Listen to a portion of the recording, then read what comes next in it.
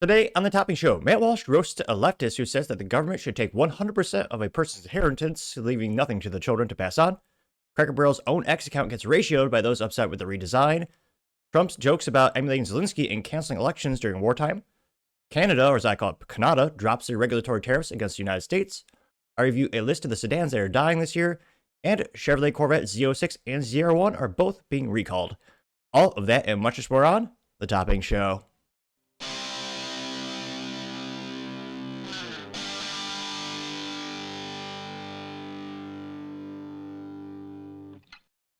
Thank you, everyone, for taking the time to tune in today. Today's episode of the Topping Show is proudly sponsored by Topping Technologies. Topping Technologies is an IT value-added reseller and services company with a special proficiency on IT security. Heck, I see their founder at least twice a day. Gotta say he's quite handsome and brilliant. Ease me, see, that's the joke. If you're an IT leader or a business owner, reach out to the team at sales@toppingtechnologies.com. Also, still giving away a free flamethrower with every IT purchase, with Picatinny rail adapters so you can mount it to any standard AR-15 like all awesome accessories can be. Go to toppingtechnologies.com and click the flamethrower button to learn more and see me shooting a flamethrower. And lastly, trying to get to 6,000 subscribers by the end of the month, so you can click that button and tell your friends and tell your enemies. I would greatly appreciate it. Now, going over to the business part of the podcast, I review a list of sedans that unfortunately are going away. Now, this is brought to us thanks to Motor1.com, specifically Jeff Perez. And they say, quote, "These 10 sedans are dying next year, and it's just the beginning.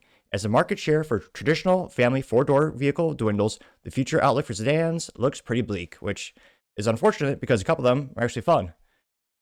Well, maybe not this one. It looks like a boring Volvo, which, they're always known for safety, but in terms of what I like, having 3 pedals, also known as a manual transmission, and a fun time, they're not so much at Volvo these days, but nevertheless. Jeff Perez says, quote, "Sedans are a dying breed. The traditional family four-door has essentially disappeared from the U.S. as SUVs continue their dominance.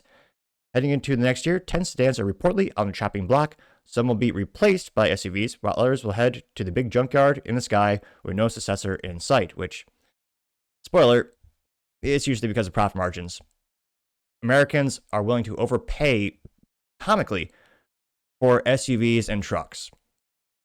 I mean, this is also what killed the subcompact car like the Chevrolet Cruze back all those years ago, which I thought was a great first car. I loved my little Chevy Cruze. It had a turbo and a stick shift on the factory.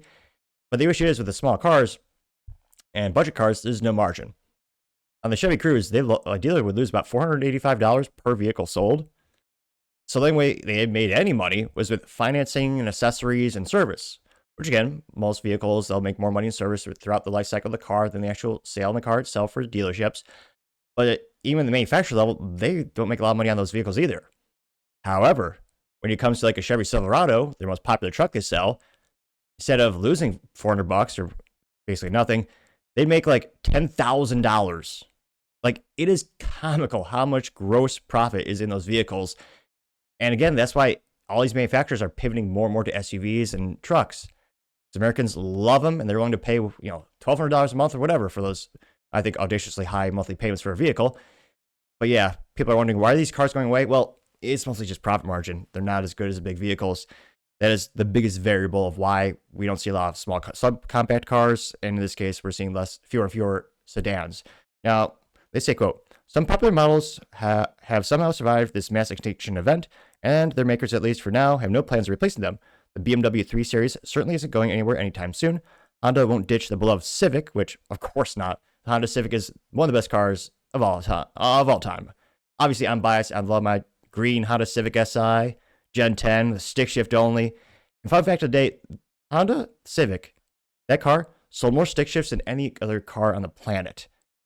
So if you want to support the manual transmission, buy Honda Civic Si. They're awesome.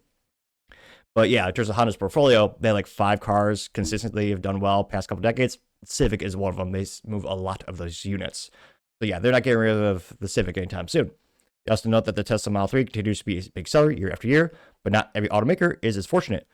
Which, also, I think I know why. Demand for Nissan sedans has dwindled. The Maxima left the market in 2024, and although not confirmed, the Altima and Versa are reportedly on the chopping block going into next year. Which, they say some reports suggest the Altima production might continue through 2027, as the brand's electric vehicle strategy remains in flux, but it remains unclear.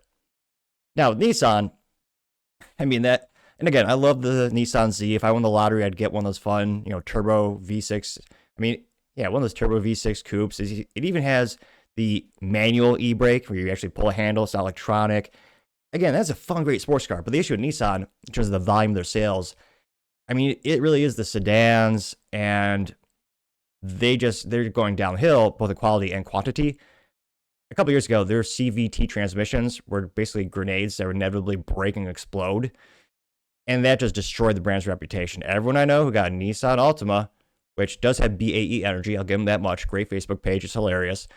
But yeah, the vehicles just have no semblance of responsibility. So Nissan really only exists because of subprime credit applications. Like Nissan Credit, if you have if your heart beats once every 3 minutes, Nissan Credit will give you that vehicle on probably 500% interest rate. But I mean, Nissan Credit helps move those vehicles more than anything else on the planet. And that's, I think, the only reason Nissan makes any sales these days at all. But I'm sorry, this might hurt your eyes. We're going to look at the Nissan Altima on the screen here, which it's bland. Now they say the new Sentra debut this year as Nissan aims to keep its Civic rival around for another generation at a minimum. Which I don't think anyone who is looking at Honda Civic would consider Nissan Sentra to be a competitor. I mean, maybe it's in the same size and weight category, but I mean, it's one of those things where I was about to say I would be. I did pay more for a Honda than a Nissan, partially because of the reliability, and I love my baby pretty much ever since. Obviously, I'm biased. They say, quote, but not even as the brand's compact sedan is a sure thing heading into market that's more volatile than ever. Subaru finds itself in a similar situation. I'll pull that on screen here. Ooh. That is certainly a Subaru. Oh, not in a good way.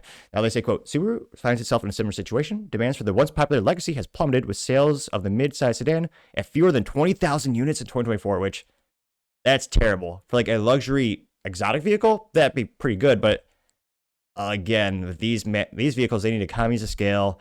This needs to be a massive volume of units being pushed out, and not so much. They say it compares to the brand's bestseller, the Crosstrek SUV, which saw more than 181,000 units leave dealership lots over the same time period, which, yeah, you can kind of guess, can I see the writing on the wall? Where will the business put more effort into something? And again, because maybe if that was a WRX STI, which they should bring back, but that low number of units, I mean, at a certain point, it just doesn't make any economic viability to keep a plant running dedicated to that line if it is on a dedicated plant assembly line.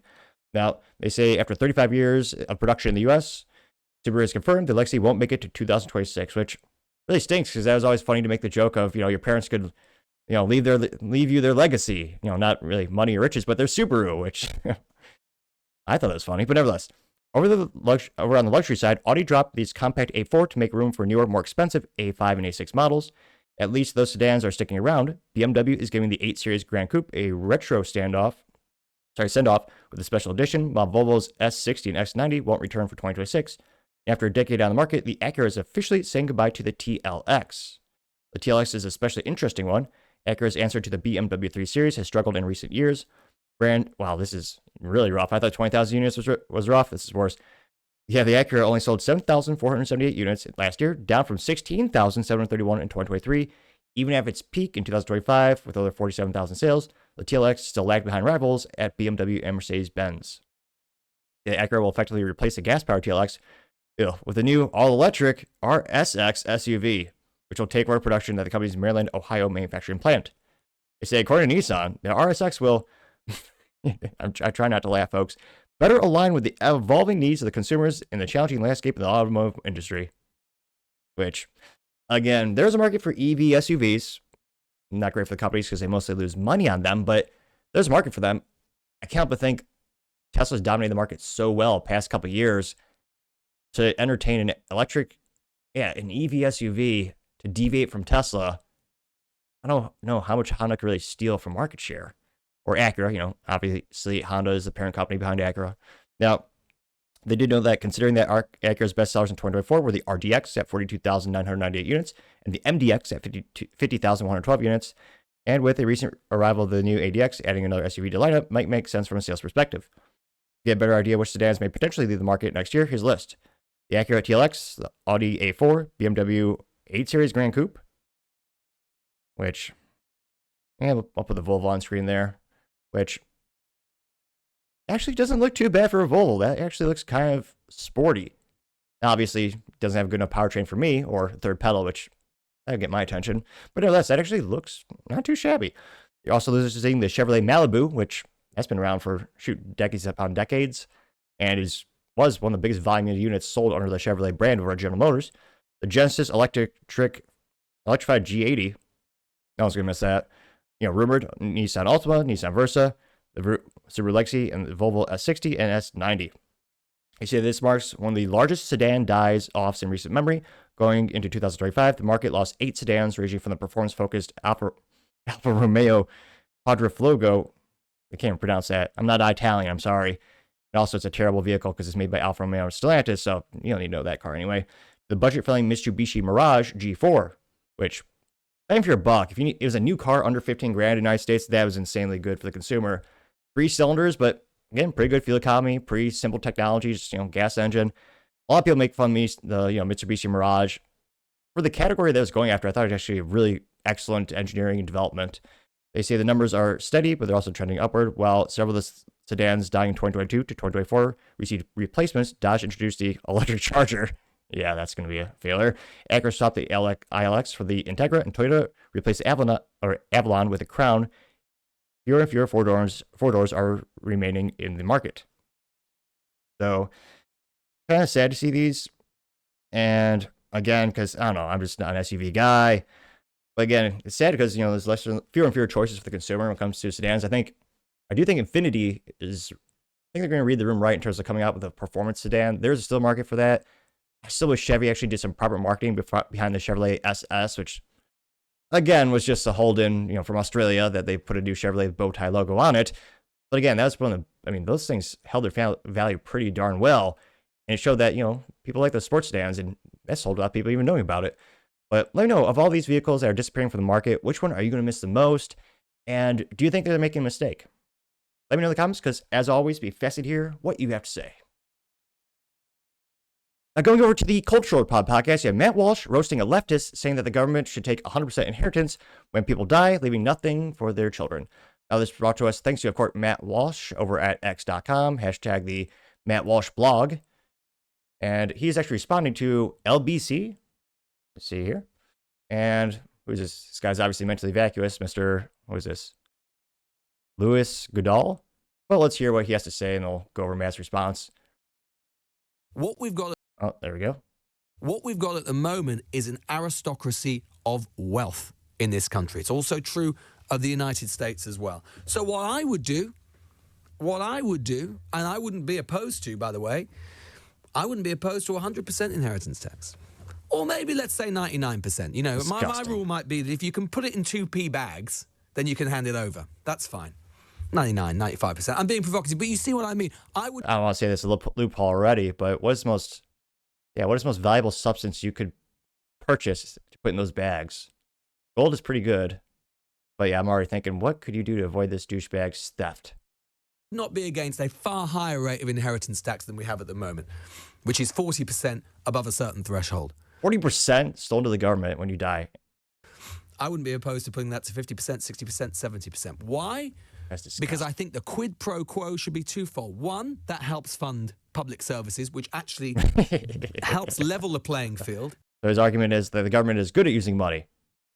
Yeah, spoiler alert. I'm trying to think of one time the government's ever been good at utilizing money, stealing from people who work like hell and giving it to, their own friends and cronies, Republicans and Democrats, as well as a little left over to the people who are dependent or abusing the system. In achieving a true meritocracy. 2, it will help us reduce taxes on income. Because at the end of the day, I want to incentivize work. I want to incentivize productivity. I want to incentivize people to get up off their backsides and do more. You don't have a right to inherit. You should have a right to work while you're alive and keep more of your own money. That to me is more important, way more important, than your right to just inherit some money from mommy and daddy that you did. What a douchebag. Oh yeah, you have no right to, your parents, you can't keep your money when you work like hell. But again, it's already stolen. Now, granted, he's across the pond in the weak conquered area that I'm pretty sure is the UK.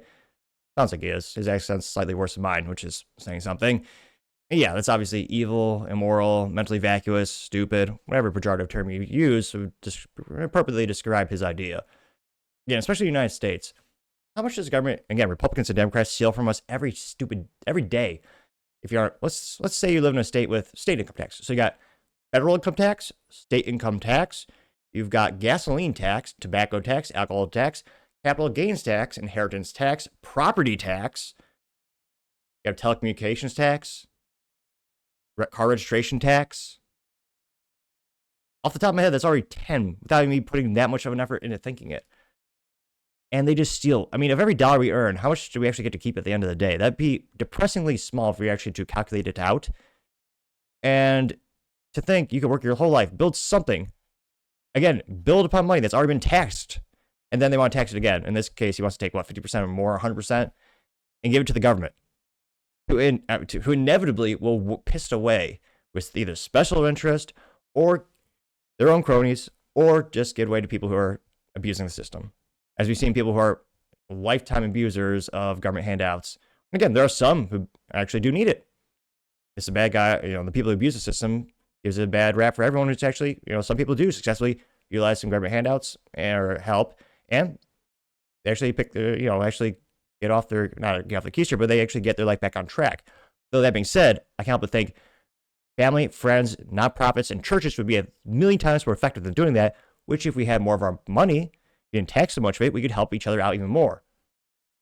I can't help but think that'd be, again, a million times more efficient than what the government tries to do. And I can't help but think and see more often the government tries to, quote unquote, help, it makes the situation 1,000 times worse. And government housing being one of the issues, being a good one, EBT. People are on, government handouts for the whole life. People who work, quote unquote, work the system, so they never have to get off these things that are supposed to be temporary, though conspiratorially, maybe I would argue the government does that so that they're always dependent on the system, and they will thereby vote for a bigger and bigger system because, they just get more free stuff. Now, Matt Walsh responded saying, quote, he says, quote, "So my children have no right to inherit my money, but some obese EBT welfare queen does have the right to inherit my money. Moral madness, totally indefensible position," which Matt Walsh in this case is, as youth might say, 110% based, correct, awesome, whatever or fun term you prefer. Because again, yes. And again, the money that you're generating, your income, it's already been stolen from once. And then, yeah, he's saying, this guy in the UK saying you can't pass it on to your kids. Ridiculous. All the taxes we pay. I really wish there were more people in the US government actually fighting for us to decrease our taxes. Maybe get rid of the income tax on a federal level. Which again, wasn't a thing for a long time. One of those great examples. And again, people always say tax the rich more. Is a cliche, but again, for the people who don't actually do research, is very the emotional rhetoric is there. They, got push us against each other, pin us against each other. And all the average people go, oh yeah, just tax the rich people. The top 1% already pays 45% of all income taxes in the United States. Also, when it comes to income tax, like every tax, or many taxes, they always say, you know what? We're just going to tax the ultra rich just a little bit. It won't affect you, Bobby, or Nick, or Mike, or Muhammad in the US these days. But every single time you give them an inch, they take 5 miles. Now we're all paying, 20, 30, 40 plus percent income tax. Again, it's supposed to be temporary, then just for the ultra rich, and then they kept expanding it. Another cliche is highways in the United States. I mean, I partially just for spite pay tolls in pennies when I visit the Midwest. Seriously, pennies for spite, because the state said, oh yeah, we're going to have a highway.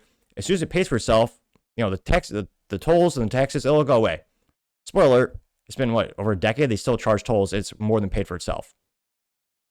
Which I find a great disdain, because it seems like most temporary taxes, I believe Thomas Jefferson did say, perhaps, wiser man than I did once say there's nothing more permanent than a temporary government solution. Now, go to the comments section. Now, this went pretty well. I got 826,000 views and 33,000 likes.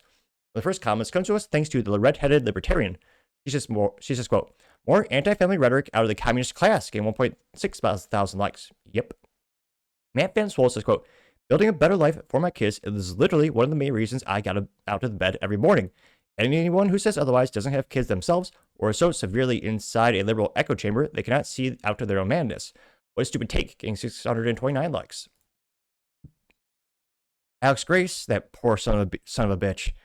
He He's a conservative stuck in the totalitarian hellhole as Canada, which sucks because I can't imagine being in a place where you don't have freedom of speech, freedom to defend yourself with the Bill of Rights, the Second Amendment. And you're in a Canada with America right there. Like, freedom is so close. Yeah, he's stuck in that hellhole. I feel bad for Alex. Try to follow him.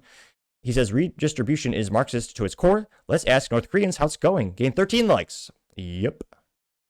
Oh, got quote by Thomas Sowell, so I gotta read that. He is brilliant, of course. Jay McConville quotes Thomas Sowell saying, quote, I've never understood why it's greed to want to keep the money you have earned, but not greed to want to take someone else's money. Gained 384 likes, precisely. Policy Wars simply has a screen grab from the movie Fury and says, shoot that guy, get 161 likes.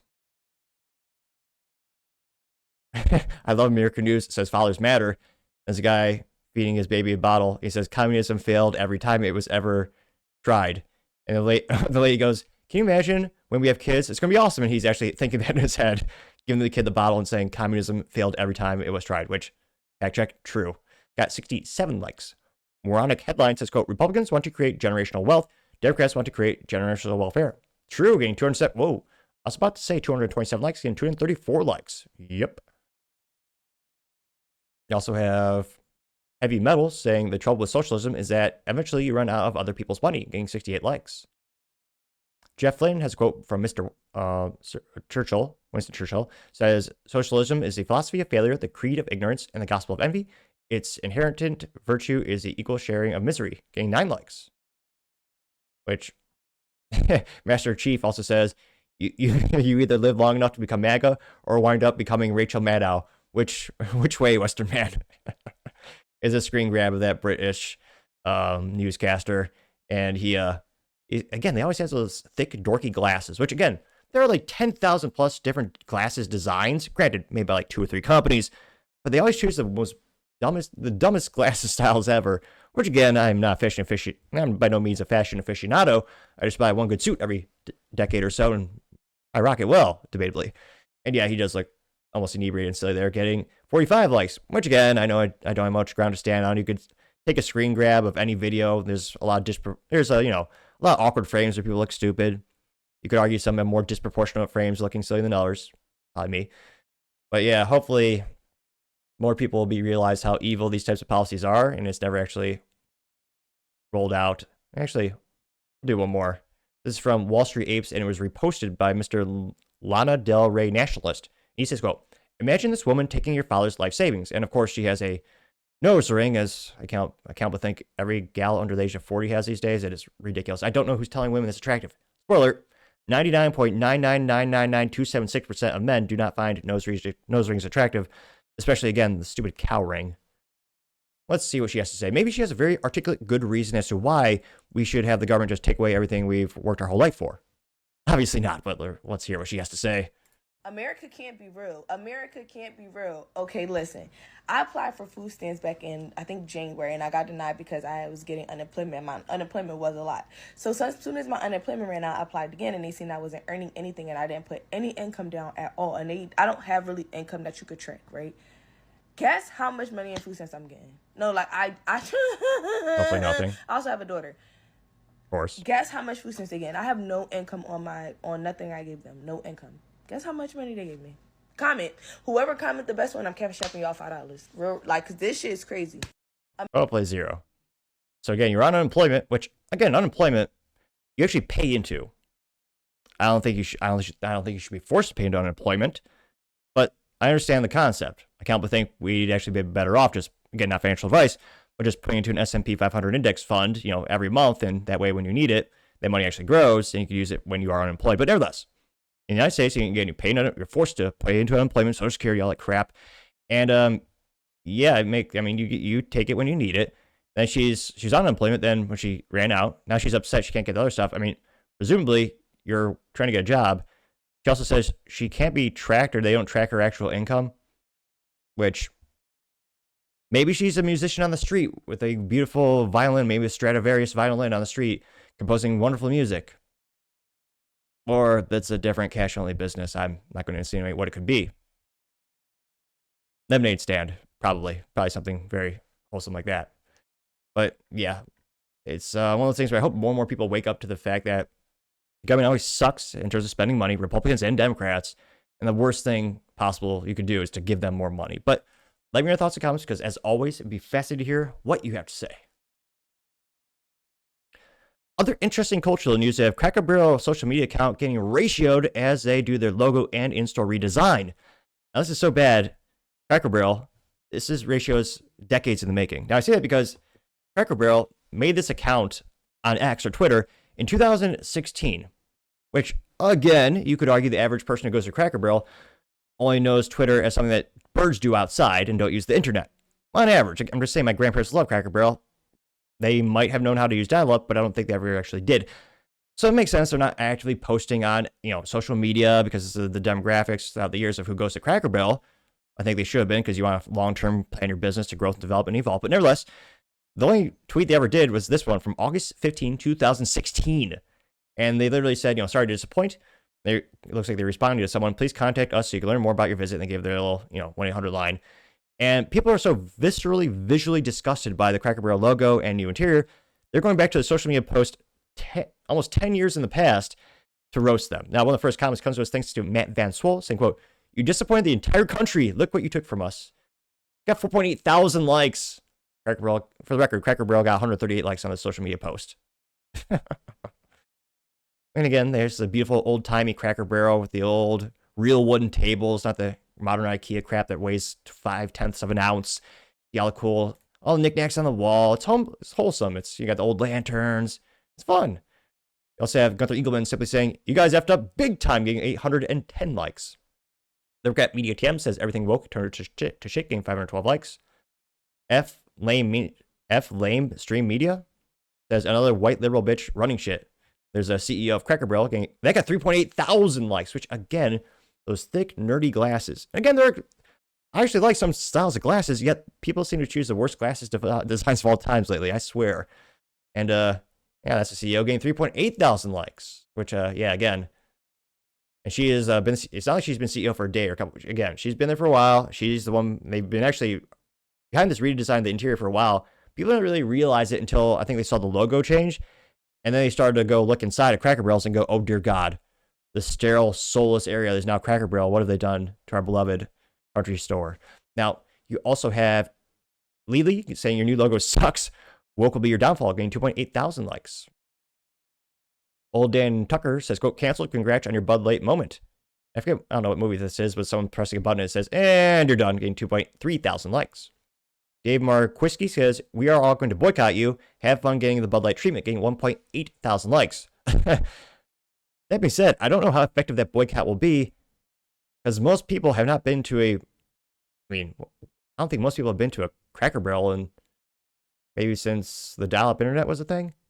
Again, the issue that Cracker Barrel has, they have many, their main customers are dying off. Very similar parallels to Harley-Davidson, who again tried to rebrand. They failed. They fired that CEO. They brought in another one. But they're trying to find new customers, and they are scrambling. And again, I think, social media is exceptionally powerful. It can be exceptionally well working for a company. I think if they're to lean into their home-timey old spirit and just use social media, remind people it's out there. Because I honestly think a lot of people forgot Cracker Barrel even existed. And it's also location. Cracker Barrel, historically speaking, more on the outskirts of town, very popular truckers. I don't think you ever will. I don't think there ever should be a Cracker Barrel in like downtown Dallas or Austin. It's just, it's not the right feeling. You also have Christina saying, "Are you people effing insane? Whose idea is this? Have they been fired yet?" They got 1.5 thousand likes. And there's the interior, which again, it looks very modern. It almost looks like a bastardized IKEA store. They have a couple like kitchen implements stapled to the wall, all very organized, all perfectly spaced out. And again, Cracker Barrel interior was almost like it's almost like a vintage novelty shop exploded. Like all the stuff was seemingly randomly placed on the walls. This is, again, it's like almost as bad as modern art, which is mostly crap.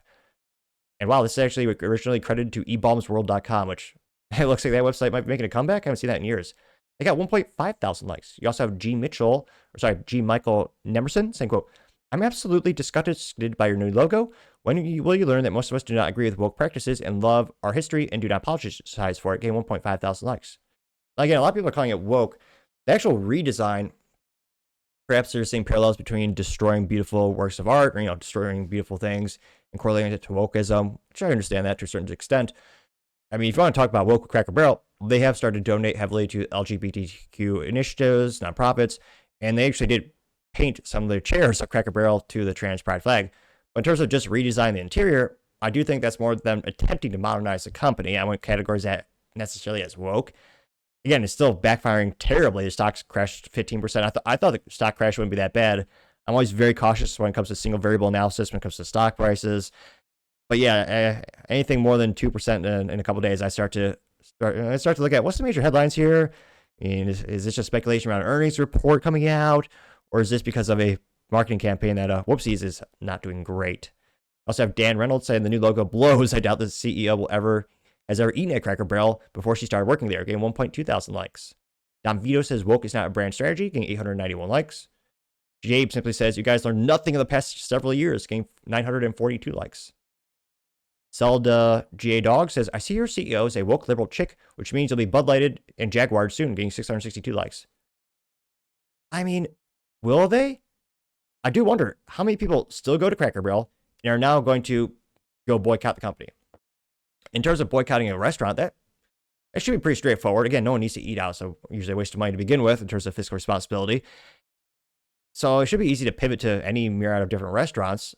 I do wonder, how many people actually go to Cracker Barrel, love it, and they're going to protest it? How much could that ding their sales? Or I just don't know how effective a boycott could be. I don't know. I asked my friends this week. I'm like, how many guys actually have been to Cracker Barrel? And again, most of the guys have not been there. And again, this is anecdotal, just me talking about the folks I hang out with. A lot of them haven't been in Cracker Barrel in over a couple of years. There was one guy, but he goes on road trips a lot, and you would see on the side of the road. Like that. And again, maybe 20, 30 guys. Yeah, that's anecdotal evidence, but it doesn't bear good. You also have Dave A saying, what the? It's a Mad Men parody. The guy says, no Cracker, no Barrel. Getting 632 likes. Yeah, it looks like things are not doing great at Cracker Barrel, but we'll see if it turns around anytime soon. I'm not very optimistic, but let me know your thoughts, because as always, be fascinated to hear what you have to say. Oops, sorry about that. Going over to the political part podcast, you have Donald Trump joking around Mr. Zelensky about canceling the next election if it takes place during war. And I always say, and I think it's true, if you do me a favor, click that subscribe button. Most people don't who watch the show, and I greatly appreciate when you do, because it'll help me with my speaking. I know I speak usually faster than Ben Shapiro and more awkwardly than Joe Biden trying to climb upstairs. But as I slowly but surely get more subscribers, I become slightly better at speaking. Granted, most people might say barely anything at all, barely any improvement, Topping, barely. Though I would argue, statistically speaking, technically still an improvement as I've got more subscribers, which at least my theory. The more people that click that button and tell your friends, the better the show becomes. Also, tell your enemies. They might be so enamored and impressed by your choice in podcast material that they then become your best friends. Or they hate my show so much, they then become greater enemies and it becomes a physical altercation. Perhaps I shouldn't recommend that. Either way, it makes for an interesting, funny story. So not just tell your friends, but tell your enemies, because who knows? Now, again, this is Trump joking with Vladimir Zelensky because, Mr. King of the Ukraine, he canceled, well, not just religion by closing down churches, but he actually canceled elections because it was during wartime, which, real countries don't do. But in fact, the United States, we never did that, not even during the Civil War. We always have our elections. Granted, you could argue they're not always great with some mail-in ballots and stuff like that, but nevertheless, we always have the elections. Now, this is credited to end wokeness. Without too much further ado. And actually, oh my gosh, that little money grubber. Zelensky actually suited up, as all men should. You always look best in a suit. Which, again, that entitled little douchebag usually get. I say that because, again, they took in over $180 billion from us. $180 billion to a place that most Americans cannot point to on a map. Though I can't blame them because we mostly went to public schools. But a country that is not one of our top 10 trading partners got over $108 billion. Again, $180 billion. And he would show up in a t-shirt. I mean, he is the definition of entitlement.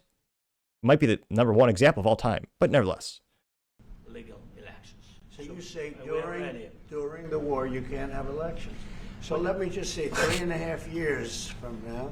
So you mean if we happen to be in a war with somebody, no more elections? Oh, that's good. I wonder what the fake. You like this idea? No, this is No. Speaking of news, I got a question for you. I mean, that's what you did, Zelensky. And of course, Trump is, liberal media is loving this because obviously they think Trump is serious. He's not going to start a war and then cancel elections like Zelensky did.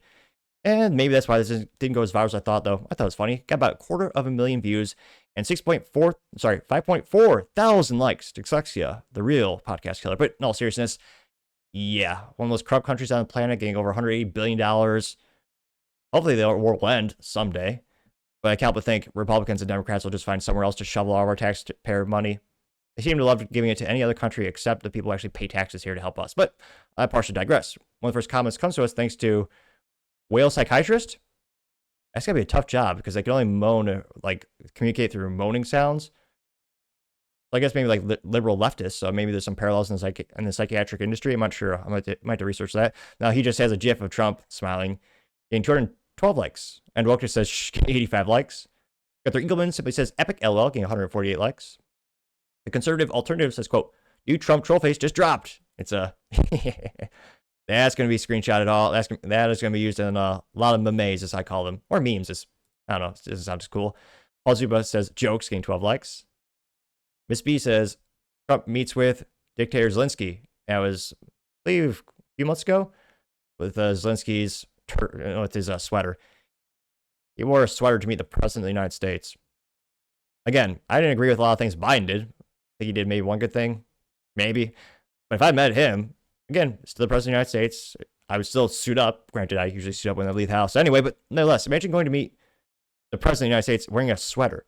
It isn't even a turtleneck, which, granted, you could maybe say it is appropriate to wear a tactical turtleneck.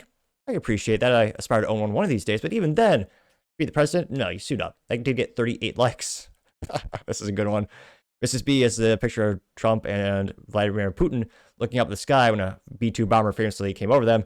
And we got Zelensky in a little made-up airplane right there. And we have an oil drum. It looks like that actual airplane that Zelensky is riding looks like it could have been out of a Cracker Barrel or a Cracker Jack box, either or. That also got 39 likes. Huge Retard says Trump is the funniest man alive. Incredible stuff. And someone took Trump's face and wow, it's horrifying. Who is that? Is that Grok? They use some type of AI to make him look like a Giga Chad. Kind of hilarious. So give it 50 likes now. Let's see. Isaac says Trump doesn't need a war. He just needs a different identity. It's Trump with a pink wig on or purple wig on getting 20 likes. Right side and free says leftist melted down in 3, 2. It's a picture of the mayor of LA, Miss Bowser, which looks oddly reminiscent to the Bowser from Super Mario Brothers, which is, I think, the funny way to pronounce it. But yeah, we'll see if they ever have elections in Ukraine again. And let me know, do you think Zelensky is actually in control, or do you think he's a puppet? Again, over a year ago, I mean, there was talks of peace coming out. Then the UK told Zelensky, hey, do not negotiate. We're gonna give you all the free weapons and all the money.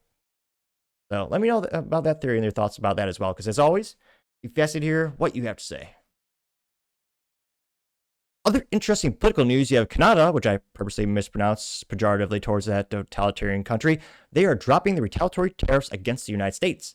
Now, this brought to us thanks to Libs of TikTok, in which she said, quote, Canadian Prime Minister Mark Carney announces that Canada will be dropping their retaliatory tariffs against the United States and removing tariffs on U.S. goods covered by existing trade deals.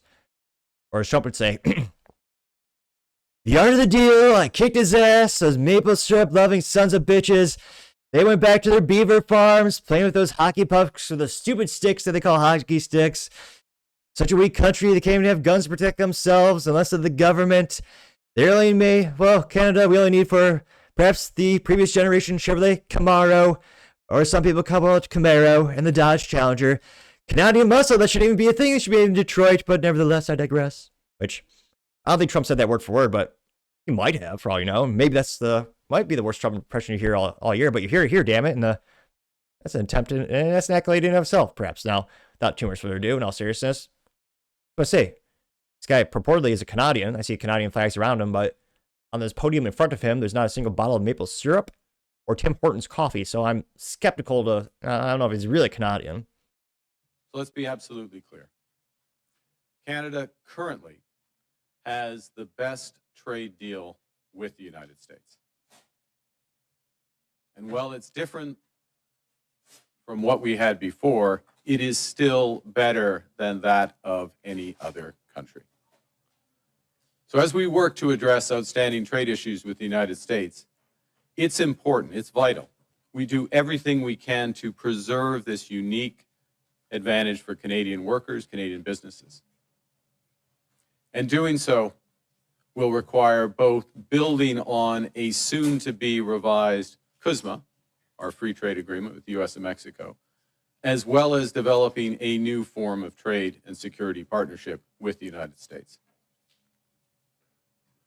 In this context, and consistent with Canada's commitment to CUSMA, I'm announcing today that the Canadian government will now match the United States by removing all of Canada's tariffs on U.S. goods specifically covered under CUSMA.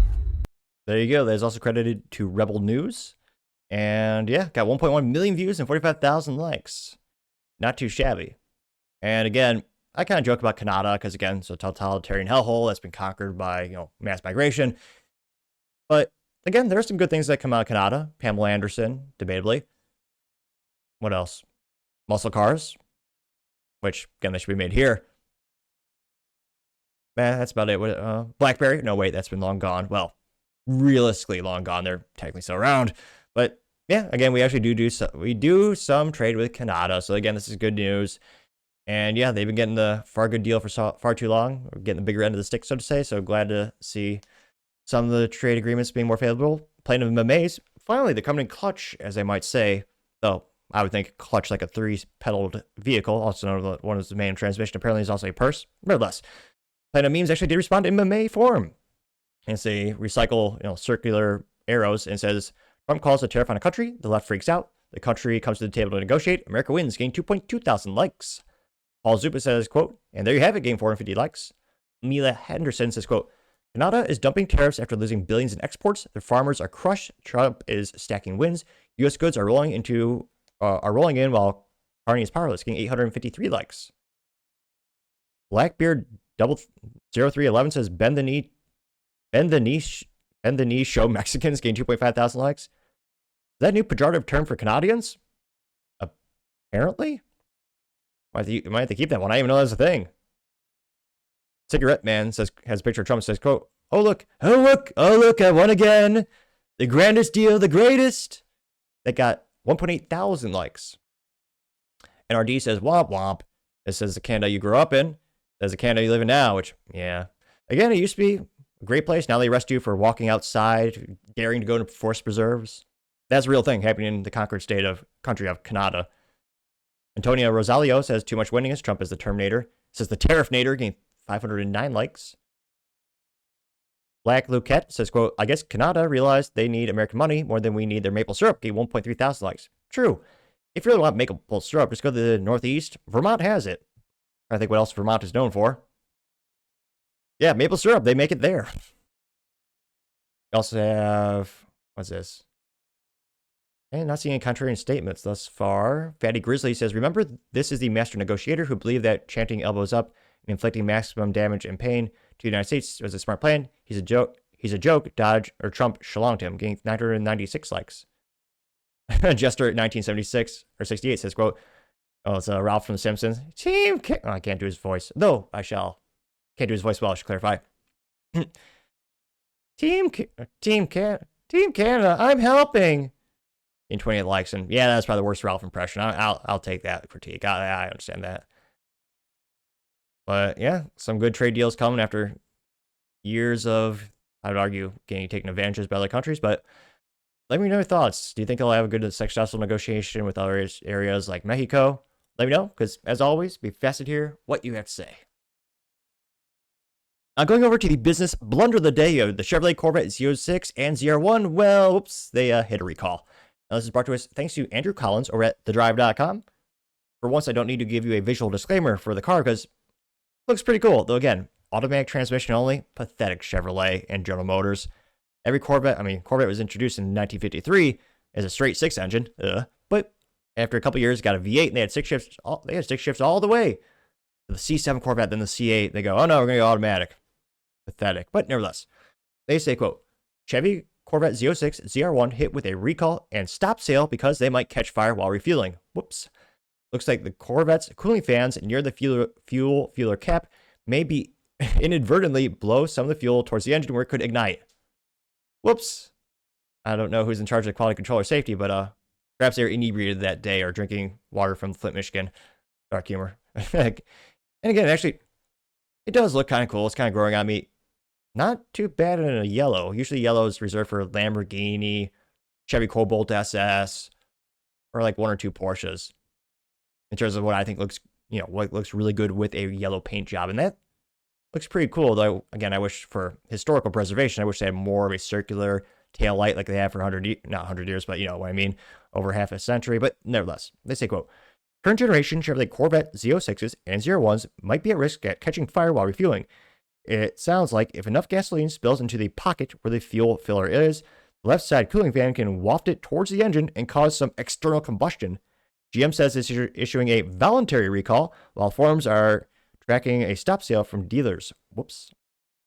Issues specifically affects the 2023 to 2026 Chevrolet Corvette Z06s and 2025 to 2026 Chevrolet Corvette ZR1s.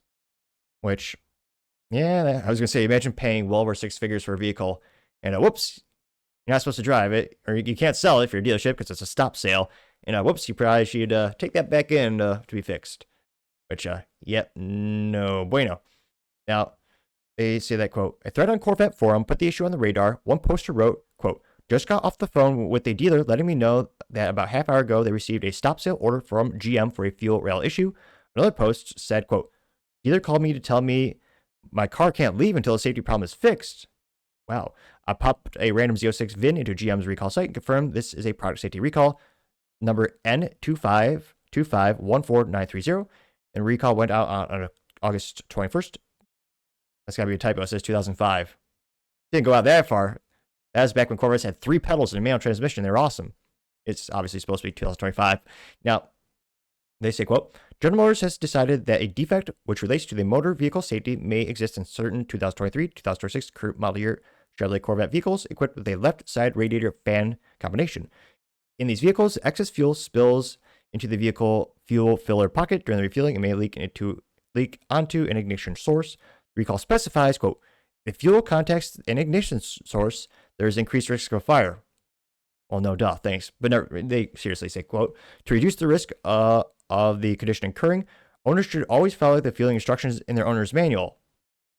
Which, let's be honest, only nerds like me would actually read an owner's manual of a vehicle. 99.99% of people have never actually cracked open those books. But nevertheless, they say you should read it. Yeah, you should, but yeah.